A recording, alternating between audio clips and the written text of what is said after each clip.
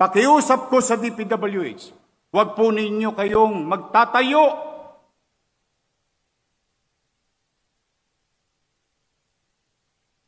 Pag kayo magtatayo ng gusali o infrastruktura sa lugar na ipinagbabawal ng batas, saan ka nakakita? Pera ng congressman. Pera ng taong bayan.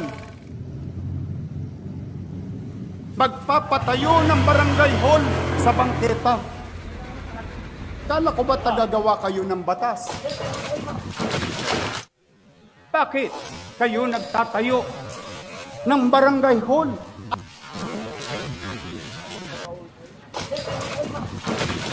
Diba?